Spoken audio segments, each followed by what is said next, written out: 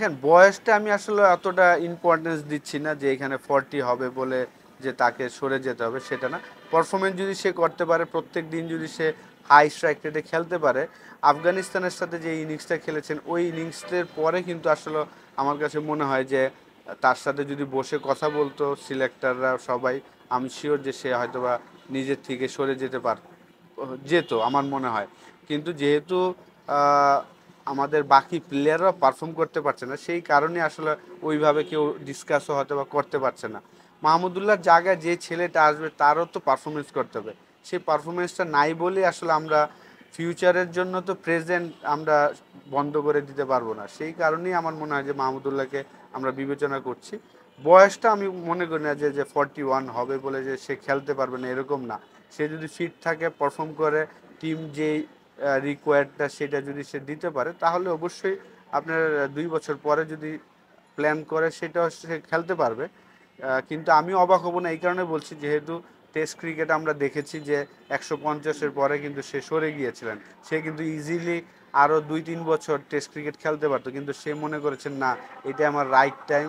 Test ক্রিকেটের highest run করেছিলেন, সরে গিয়েছেন। তো টি-20 তো আমি মনে করি যে হয়তোবা এরকম ভালো একটা ইনিংস যদি সে খেলে এবং বাংলাদেশ জিতে, আমার মনে হয় যে সে হয়তোবা বলতে পারে যে না, টি-20 থেকে আমি সরে যাব।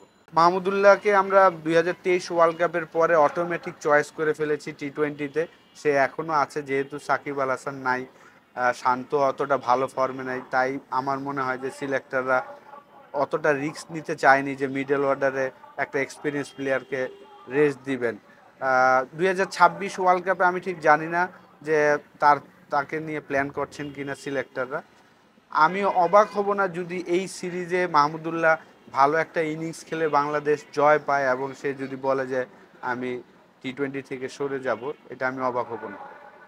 দেখেন সাকিব আসলে লাস্ট 1 বছর ধরে আসলে স্ট্রাগল করছিল। আপনি যদি দেখেন যে 2021-22 যে টি-20 ওয়ার্ল্ড কাপগুলো হয়েছে, তার ব্যাটিং পারফরমেন্স বা টোটাল পারফরমেন্স যদি দেখেন যে অতটা সাকিব অনুযায়ী হয়নি।